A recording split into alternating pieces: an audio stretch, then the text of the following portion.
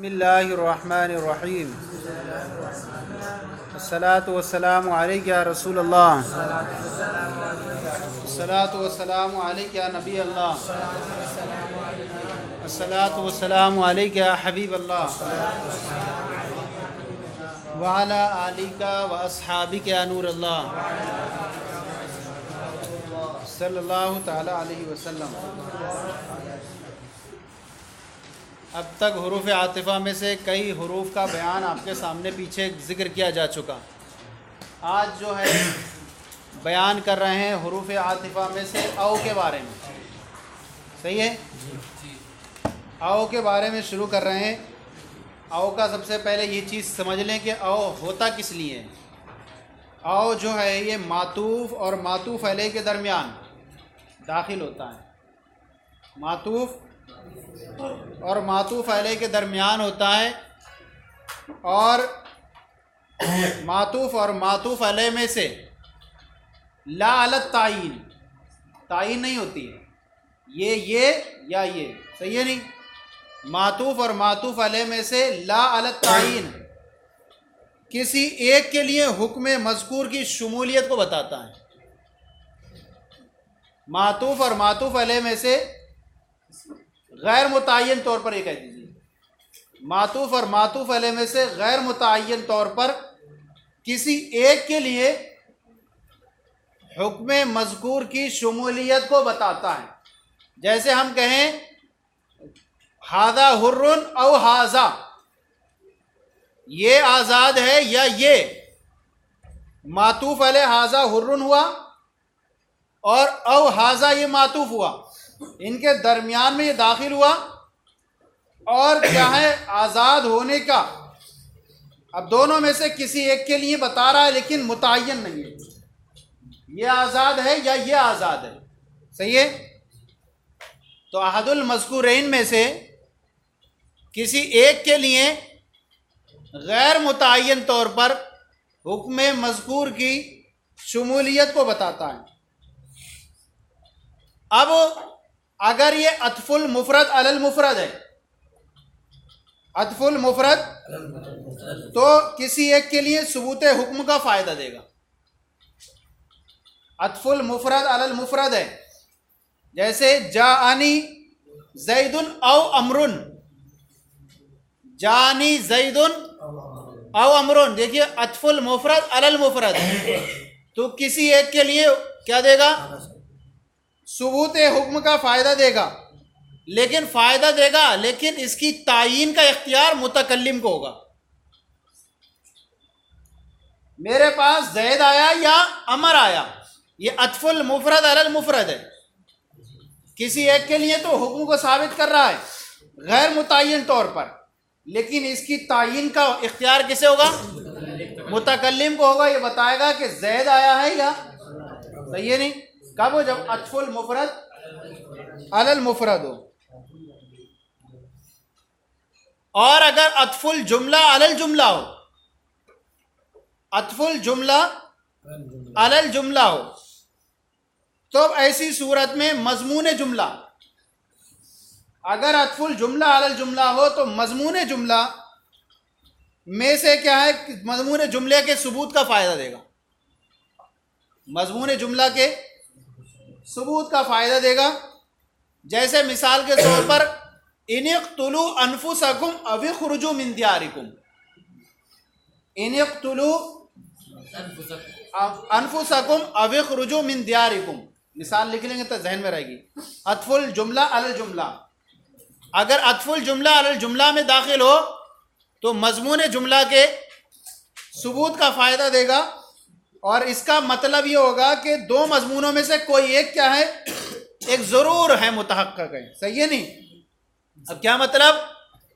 ان یقتلوا انفسکم، یا تو تم اپنے آپ کو قتل کرو، او اخرجوا من دیارکم، یا اپنے گھروں سے نکل جاؤ۔ سمجھ میں آ گیا؟ تو دو چیزیں ہوئیں، معطوف معطوف علیہ کے درمیان ظاہر ہوتا ہے، اور احد المذکورین میں سے کسی ایک کے لیے غیر متعین طور پر حکم کو ثابت کرتا ہے، اور اس کی جو تعیین کا اختیار متکلم کو رہتا ہے۔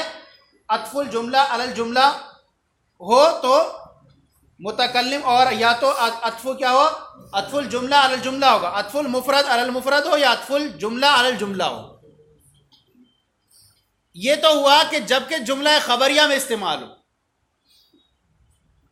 جملہ خبریہ میں استعمال ہو، او کا استعمال جملہ خبریہ میں ہو یا تو جملہ انشائیہ میں ہوگا، دو صورتیں بنیں گی، یا تو جملہ خبریہ میں ہوگا یا اگر اس کا استعمال جملہ خبریہ میں ہوتا ہے تو متکلم کے لیے ولایت بیان یعنی اپنی مراد کو ظاہر کرنے کا، متعین کرنے کا اختیار رہے گا۔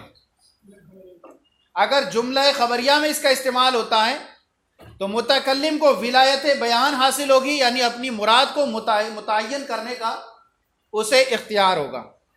جیسے ھذا حر او ھذا، ھذا حر یہ آزاد ہے یا یہ، لالت تعین تو ایک کے لیے حکم ثابت ہے، لیکن متکلم کو ولایت بیان حاصل ہے اس بات کی کہ ان میں سے کسی ایک کو کیا کر دے،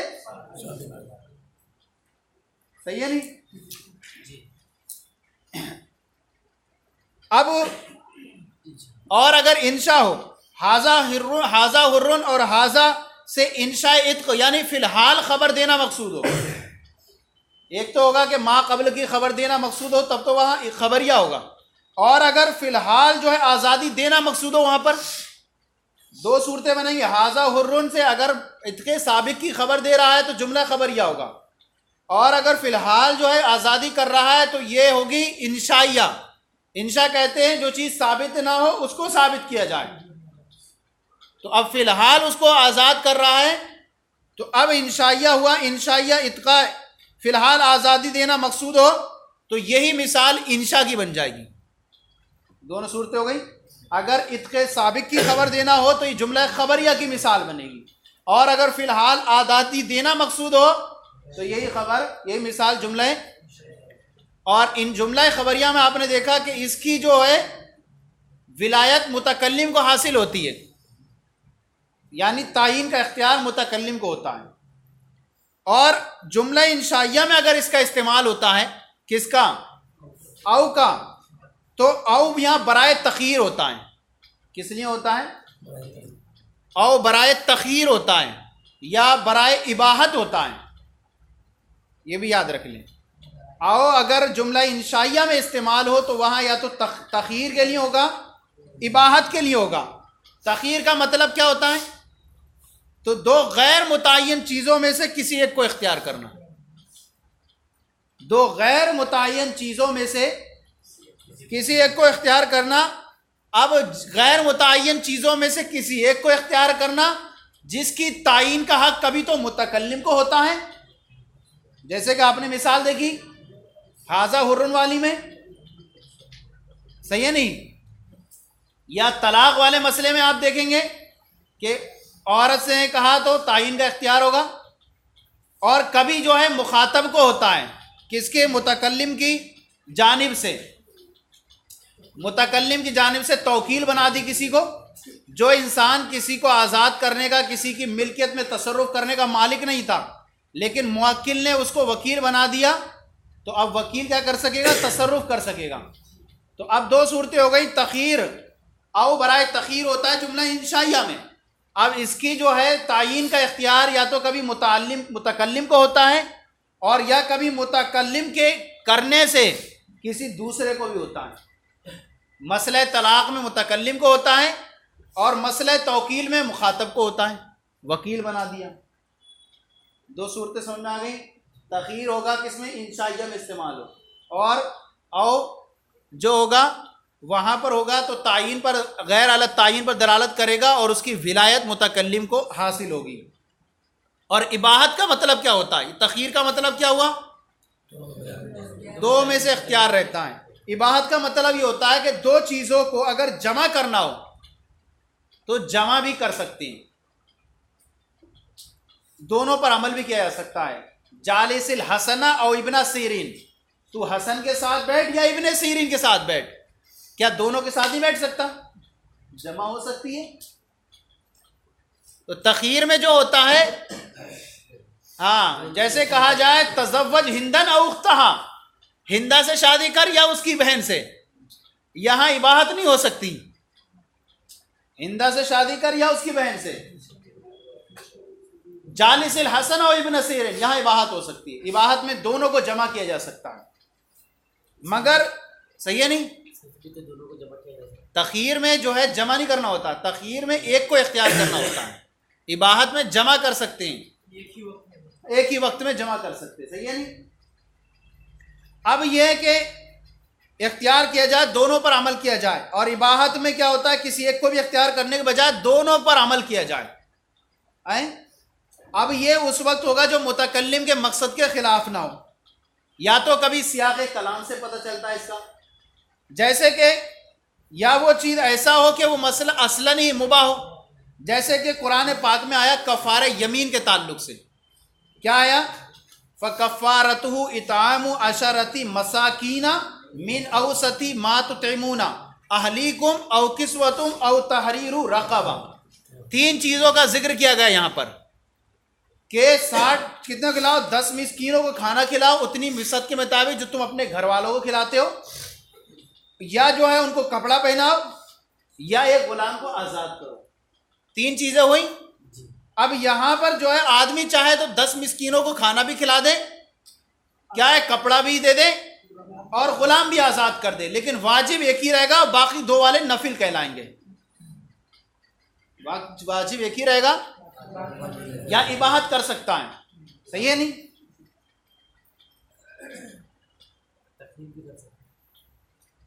تخویر بھی کر سکتا ہے.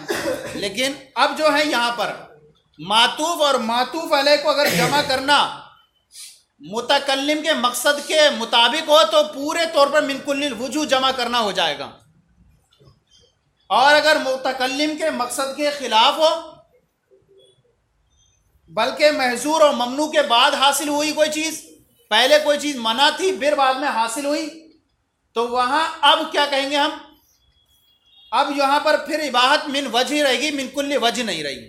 مثال کے طور پر دونوں پر عمل کرنا، جمع کرنا مباح نہیں ہوگا.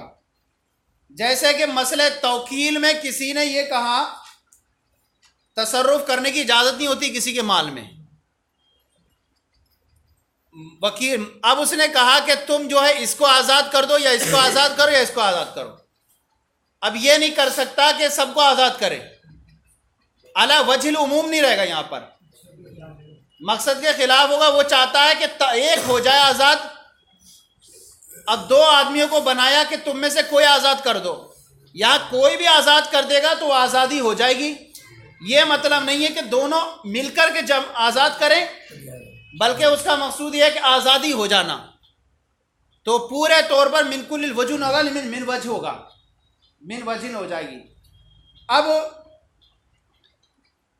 اچھا تعین تو نہیں تھی یہاں، ان نے تعین تو نہیں کی تھی، متکلم نے یہ کہا تھا کہ میں نے وکیل بنایا اس کے غلام کا آزاد کرنے کا، اس کو یا اس کو، غیر متعین طور پر 2 آدمیوں کو وکیل بنا دیا. اب دونوں میں سے کوئی آزاد کر دے تو آزاد ہو جائے گا. لہٰذا اب دوبارہ سے اگر وہ غلام مولا کی ملکیت میں لوٹ آئے تو اب ان کو اختیار نہیں ہوگا کہ پھر سے اس کو آزاد کریں. کیا سمجھے؟ ایک بار انہیں آزاد کر دیا کسی ایک نے دونوں میں سے، تو اب اسے اختیار نہیں ہوگا کہ کسی دوسرے کو کہ اب وہ اس کو آزاد کرے، کیونکہ جب ایک نے آزاد کر دیا تو اس نے جو اختیار دیا تھا وہ اختیار منتہی ہو گیا وہاں سے. دوبارہ سے اس پہلے اختیار کی وجہ سے انہیں اب اختیار نہیں رہے گا کہ اختیار سابق کی وجہ سے کہ اب آزاد کریں. اب یہاں پر ایک طرح سے ہو سکتا ہے کہ آپ کے ذہن میں یہ جائے کہ یہاں پر تو جہالت تھی نا، کسی ایک کو آزاد کر دے، یہ دونوں موکل میں سے کوئی متعین کیا ہی نہیں ہے متکلم نے، تو یہ تو جہالت ہے. اور جہالت کی بنیاد پر کیسے آزاد کریں گے؟ متکلم متعین کر دیتا، ہاں بھائی زید کو آزاد کرنا ہے، آپ آزاد کر دیں. صحیح ہے نہیں؟ لیکن متکلم نے اختیار نہیں دیا اور انہوں نے آزاد کر دیا، پھر آزادی کیسے ہو جا رہی ہے؟ ہم کہہ رہے ہیں کہ وکالت جو ہوتی ہے نا وہ جہالت یسیرہ کو برداشت کر لیتی ہے، تھوڑی سی جہالت اس میں ہوتی ہے تو وہ برداشت ہو جاتی ہے، برخلاف بے کے اندر جہالت جو ہوتی ہے وہ برداشت نہیں ہوتی، اس کے اندر پورے طور پر کھل کے ہونا چاہیے ہر چیز. تھوڑی سی جہالت رہ گئی تو مفضی المنازعات ہوا کرتی ہے. تو اگرچہ اس نے متکلم نے متعین نہیں کیا ہے، پھر بھی اگر کوئی ایک آزاد کر دے غیر متعین طور پر تو آزادی ہو جائے گی. یہ آج سب کی تمہید تھی. اب آگے چلیں تو پورا مسئلہ انشاءاللہ کلیئر ہوگا. آپ کو یہ تو سمجھ میں آ گیا کہ او جب جملہ خبریہ میں استعمال ہو تو متکلم کو ولایت بیان حاصل ہوگی، غیر الگ تعین طور پر ان میں سے کوئی آزاد ہوگا. اور جب جملہ انشائیہ میں استعمال ہو تو کیا ہوگا؟ اور برائے تخیر ہوگا، اباحت ہوگا. اب یہ اس کا اگر ہم فرق دیکھنے چلیں کہ جملہ خبریہ میں ہوتا ہے یا جملہ انشائیہ میں فرق ہونے میں، تو اس کی اگر ہم تفسیر میں جائیں گے تو اور وقت جائے گا. چلیں آپ پھر اس کو مسئلے کو دیکھ لیں، انشاءاللہ پھر ذکر کریں گے. اتنی چیزوں کو ذہن میں رکھ لیا. اب چلیں او لتناول احد المذکورین، او مذکورین میں سے کسی ایک، کیا ہے؟ مذکورین میں سے کسی ایک کی کو شامل کرنے کے لیے آتا ہے. صحیح ہے نہیں؟ حرف او غیر متعین طور پر من غیر تعین، مذکورین میں سے کسی ایک کو شامل کرنے کے لیے آتا ہے. ولہذا لو قال، اسی وجہ سے اگر مولا نے اپنے غلام سے کہا ھذا حر، یہ آزاد ہے، او ھذا، یہ آزاد ہے. اب کہتے ہیں کانا بمنزلتی قولی احدا احدہما حر، تو اب یہ مولا کا جو قول ہے ھذا حر او ھذا، یہ گویا کہ اس کے اس قول کے درجے میں ہے احدہما حر، ان دونوں میں سے ایک کیا ہے؟ ایک آزاد ہے. صحیح ہے نہیں؟ ھذا حر او ھذا کہا تو اس کا یہ قول کس درجے میں ہے؟ احدہما حر، ان میں سے ایک آزاد ہے. حتی کان لہ ولایت البیان، یہاں تک کہ اسے کیا ہوگی؟ ولایت بیان حاصل ہوگی. ای اختیارہ فی الیقین، یعنی اسے وہ کیا کرے گا؟ اختیار کرے گا اور کسی ایک کی آزادی کو ثابت کر دے گا. سمجھ آ گیا؟ وَلَوْ قَالَ وَكَّلْتُ بِبَيْعِ هَذَا الْعَبْدِ هَذَا أَوْ هَذَا، یہ تو مسئلہ جو ہوا حریت میں ہوا، مسئلہ توکیل. اگر مولا نے کسی دو مردوں کو وکیل بنایا اور کہا وَكَّلْتُ بِبَيْعِ هَذَا الْعَبْدِ هَذَا أَوْ هَذَا، میں نے اس غلام کے بیچنے کا وکیل بنایا، ھذا ای ھذا الرجل، اس آدمی کو وکیل بنایا، او ھذا یا اس کو، کیا مطلب؟ دو آدمیوں کو وکیل بنایا. اس نے کہا کہ میرے غلام کو بیچنے کا وکیل بنایا میں نے اسے یا اسے. دیکھیے یہاں تعین نہیں کیے متکلم نے، پھر بھی کہہ رہے ہیں یہ اگر کوئی آزاد کر دے تو آزاد ہو جائے گا. کیوں؟ کیونکہ وکالت جہالت یسیرہ کو برداشت کر لیتی ہے. برخلاف بے اگر یہ ہوتی ہے میں نے اسے بیچا یا اسے بیچا، اگر کوئی اس دوسرے کو لے لیتا تو صحیح نہیں ہوتا. صحیح ہے نہیں؟ کیونکہ وہاں جہالت مفضی الی المنازعات ہوا کرتی ہے. اباحت اب یہاں پر ان دونوں میں سے کسی ایک نے بھی آزاد کر دیا تو وہ آزاد ہو جائے گا. متکلم کا مقصد یہ ہے کہ لا علی التعین، دونوں میں سے کوئی ایک آزاد کرنا ہے. اور یہ بھی نہیں مقصد ہے کہ دونوں آزاد کریں، بلکہ ان میں سے کوئی ایک بھی آزاد کر دے. کہہ رہے ہیں اگر میں کہا کہ میں نے وکیل بنایا اس غلام کے بیچنے کا، یا اس آدمی کو یا اس آدمی کو، کان الوکیل احدہما، تو دونوں میں سے کیا ہوا؟ وکیل ایک ہوگا. ویباح البیع لکل واحد منہما، اور بیچنا جو ہوگا مباح ہوگا دونوں میں سے ہر ایک کے لیے. دونوں میں سے سمجھ آ گیا نہیں؟ مباح ہوگا. ولو باع احدہما، اگر ان دونوں میں سے ایک نے بیچ دیا. صحیح ہے نہیں؟ دونوں کو بنایا تھا کہ کوئی بھی بیچ دے، اب دونوں میں سے کسی ایک نے بیچ دیا. ثم عاد العبد، پھر غلام جو ہے مبی واپس لوٹ آیا، الی ملک الموکل، موکل کی، موکل کون؟ جو خود مالک تھا، اس کی وکالت لوٹ کے آ گیا، واپس آ گیا. ایک نے بیچ دیا اور پھر غلام لوٹ کر آ گیا موکل کی ملک میں. لا یکون للآخر ان یبیعہ مرۃ ثانیہ، تو اب جو ہے اس دوسرے والے وکیل کو یہ اختیار نہیں ہوگا کہ اس کو دوسری مرتبہ بیچے. کیا بیچے؟ اس کو دوسری مرتبہ بیچے. کیوں؟ لِأَنَّهُ انتہا التوکیل بِبَيْعِ مرتن، اس لیے کہ ایک مرتبہ بیچنے سے توکیل کیا ہو گئی؟ ختم ہو چکی ہے. صحیح ہے نہیں؟ اب یہ ہوا مسئلہ توکیل. اب مسئلہ طلاق. مسئلہ طلاق میں یہ سمجھ میں آ گیا تھا نا؟ تو غیر متعین طور پر تھا، کسی ایک کو بیچ دے تو آزادی ہو جائے گی. اب کسی مرد نے اپنی کہا لِثَلَاثِ نِسْوَةٍ لَهُ، اپنی 3 بیویوں کے تعلق سے کہا. کیا 3 بیویوں کے تعلق سے یہ کہا کہ حاضی طالقن، یہ طلاق والی ہے، او حاضی یا یہ ہے، وہ حاضی اور یہ ہے. اب کہتے ہیں طلقت احدی الاولین، ان میں سے جو ہوگی پہلی 2 میں سے ایک جو ہو جائے گی طلاق والی ہو جائے گی، لیکن غیر متعین طور پر. صحیح ہے؟ یہ کیونکہ مسئلہ انشاء ہے. انشاء ہے نا، یہ طلاق والی ہے تو طلاق کیا ہوگی؟ طلاق کا مسئلہ کس میں سے ہے؟ انشاء میں سے. اور انشاء میں او کس لیے آتا ہے؟ برائے تخیر آتا ہے. صحیح ہے نہیں؟ تو اب اس میں سے ان دونوں میں سے کسی ایک کو اختیار کرنے کا حق یہ رہے گا، کسی ایک کو متعین کر دے. تو ان میں سے پہلی والی دونوں میں سے ایک کو طلاق ہو جائے گی، وَطُلِّقَتِ الثَّالِثَةُ فی الحال، اور تیسری والی کو فی الحال طلاق واقع ہو جائے گی. آپ دیکھیں گے فی الحال کیوں ہوگی؟ کیونکہ وہاں واو جمع آیا ہے. لِإِنْ اِطَافِهَا عَلَى الْمُطَلَّقَةِ مِنْهُمَا، اس لیے کہ اس کے معطوف ہونے کی وجہ سے ان دونوں میں سے کسی ایک متعلقہ پر، کیا ان دونوں میں سے ایک تو 2 میں سے کر دیا اولا کر کے اس نے، یہ طلاق والی ہے یا یہ طلاق والی ہے.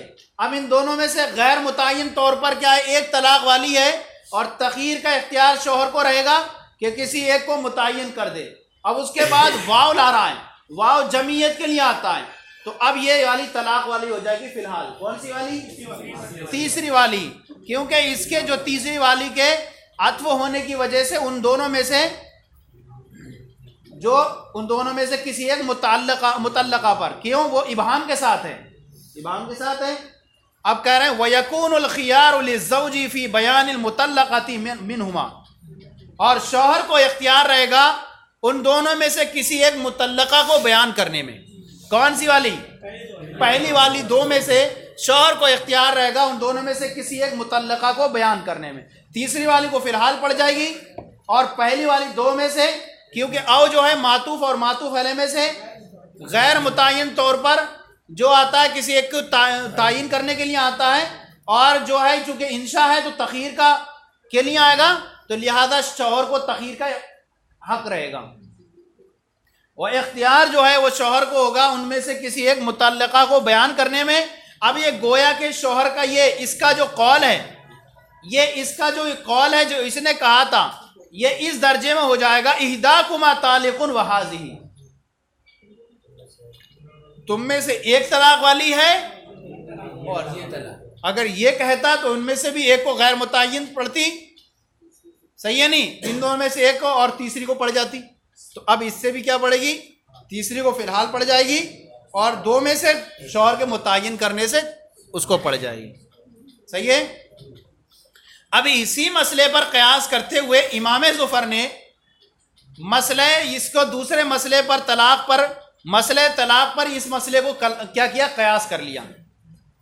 اب مسئلے قیاس کیا انہوں نے، اور مسئلے کو قیاس کرتے ہوئے انہوں نے کہا کہ امام ظفر فرماتے ہیں اسی مسئلے طلاق والے اوپر والے مسئلے پر قیاس کیا. اس مسئلے کو کہا کہ کسی نے کہا لا اکلم ھذا، میں اس سے بات نہیں کروں گا، او ھذا، یا اس سے بات نہیں کروں گا، وہ ھذا، اس سے بات نہیں کروں گا. سیم وہی ہے. اب کہتے ہیں کہ کانا بمنزلتی قولہ لا اکلم احد ھذین وھذا، کہہ رہے ہیں کہ یہاں پر جو اس کا قسم کھانے والے کا جو قول ہے یہ اس درجے میں ہو گیا کہ احد ھذین، ان دونوں میں سے ایک سے بات نہیں کروں گا، اس سے بات نہیں کروں گا. تو کہہ رہے ہیں فلا یحنس ما لم یکلم احد الاولیین والثالث. تو کہہ رہے ہیں کہ لہذا یہ جو ہے حانس نہیں ہوگا جب تک کہ دو میں سے کسی ایک سے کلام نہ کر لے اور تیسرے سے کلام نہ کر لے. کیا ہو گیا؟ تو ایسے ہی یہاں پر والے مسئلے میں اس پر قیاس کرتے ہوئے انہوں نے کہا کہ جب تک کہ دو میں سے پہلے سے کلام نہ کر لے اور تیسرے سے کلام نہ کر لے اس وقت تک کیا ہوگا؟ یہ حانس نہیں ہوگا. سمجھ آ گیا؟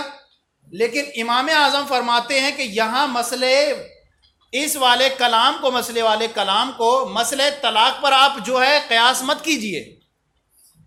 وہ کہتے ہیں اگر اس نے پہلے سے کلام کیا تو بھی کیا ہو جائے گا؟ حانس ہو جائے گا. اور اگر دونوں آخر والوں میں سے کسی ایک سے کلام کیا تو حانس نہیں ہوگا جب تک کہ ان دونوں سے نہ کلام کر لے. فرق ہو گیا؟ پہلے والے سے کلام کر لے تو حانس ہو جائے گا، پہلے والے سے تنہا کلام کر لے تو حانس ہو جائے گا، اور لیکن ان دونوں میں سے لاسٹ والوں میں سے کسی ایک سے کلام کر لے تو حانس نہیں ہوگا جب تک کہ ساتھ ساتھ دونوں سے کلام نہ کر لے، آخر دونوں سے نہ کر لے. وجہ کیا ہے اس کی؟ وجہ یہ ہوگی کہ امام ظفر نے مسئلہ طلاق پر قیاس کیا کہ دونوں میں سے کسی ایک کو تیسرے سے تکلم کرے گا تو حانس ہوگا، یعنی ایک سے اور تیسرے تو، ورنہ حانس نہیں ہوگا. امام اعظم کے نزدیک اول سے کرنے سے حانس ہو جائے گا اور آخر میں سے صرف ایک سے کرے تو حانس نہیں ہوگا جبکہ دونوں سے نہ کر لے. یعنی پہلے سے کرے گا تب بھی حانس ہو جائے گا، اور اگر لاسٹ کے دونوں میں سے کسی ایک سے کیا تو حانس نہیں ہوگا جب تک کہ دونوں سے نہ کر لے. وجہ کیا ہے اس کی؟ تھوڑا سا وجہ بس دیکھ لیں. وجہ یہ ہے کہ یہاں پر یہ لکھا ہوا ہے لا اکلم ھذا او ھذا وھذا. مسئلہ کلام کو مسئلہ طلاق پر قیاس کیا انہوں نے. مسئلہ طلاق الگ تھا. اب یہاں پر دیکھیں کہ اس کلام میں پہلے دو واو کے اندر او کا استعمال ہوا ہے. پہلے او کا استعمال ہوا ہے، یہاں پر ہے نہیں کلم ھذا او ھذا، صحیح ہے نہیں؟ پہلے دو ھذا کے درمیان او کا استعمال ہوا ہے. لا اکلم ھذا او ھذا وھذا. اب یہاں او کا استعمال ہوا ہے اور او کیا کرتا ہے؟ دو میں سے کسی ایک کے غیر متعین طور پر ثابت کرتا ہے. کیا کرتا ہے؟ غیر متعین طور پر ثابت کرتا ہے. صحیح ہے نہیں؟ اب تو گویا کہ او کلم ھذا او ھذا ان میں سے کوئی ایک غیر متعین طور پر ہی ہے. اب دیکھیں اور ہر غیر متعین چیز کیا ہوتی ہے؟ نکرہ ہوتی ہے. ہر غیر متعین چیز نکرہ ہوتی ہے. ہر غیر متعین چیز نکرہ ہوتی ہے، اور نکرہ تحت نفی عموم کا فائدہ دیتا ہے. نکرہ تحت نفی، لہذا اب کیا مطلب نکلے گا؟ عدم تکلم کا جو تعلق ہوگا ہر فرد سے ہوگا. کیا ہوگا؟ کچھ سمجھ میں آیا؟ کیا یہ غیر متعین طور پر ہے، کسی ایک کے حکم ثابت کرتا ہے تو کیا ہوا؟ اور ہر غیر متعین چیز نکرہ ہوتی ہے، اور نکرہ جب تحت نفی واقع ہو تو وہ عموم کا فائدہ دیتا ہے. لہٰذا ہم مطلب نکلے گا کہ عدم تکلم کا تعلق ہر فرد سے ہو. صحیح ہے نہیں؟ اب متکلم کا قول لا اکلم ھذا وھذا او ھذا کے درجے میں ہو گیا. کس کے درجے میں ہو گیا؟ لا اکلم ھذا وھذا کے درجے میں ہوا، اور پھر آخر میں وھذا بھی آ گیا. صحیح ہے نہیں؟ اور واو عاطفہ جو جمع کرنے کے لیے آتا ہے، تو اب جو ہے اس کے اس نے کلام کر دیا لا اکلم ھذا. اب اس کے بعد گویا کہ ولا ھذا اور ولا ھذا. صحیح ہے؟ تو اب یہ متکلم کا جو کلام ہے گویا کہ اس درجے میں ہو گیا کہ ہر سے الگ الگ طور پہ کلام کرے. لہذا اب اس سے کلام کرا تو حانس ہو گیا.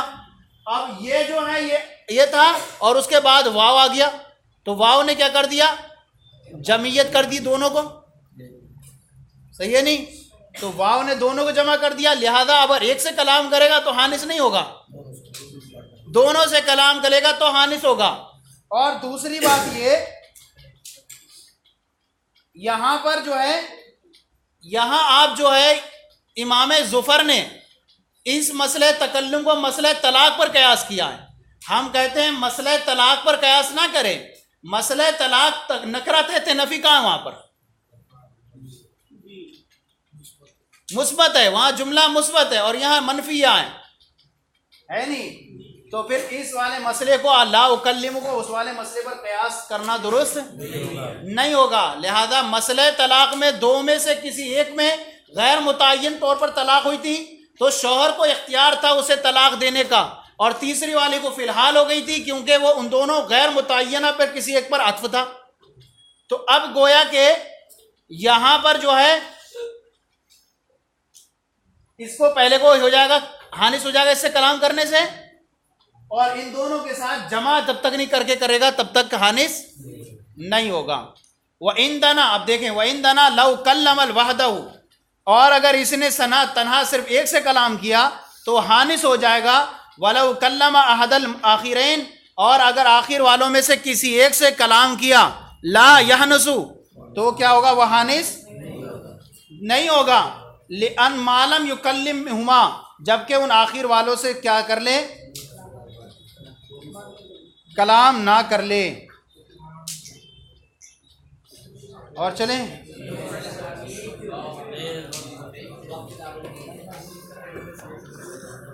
صلو علی الحبیب صلی اللہ علیہ وسلم.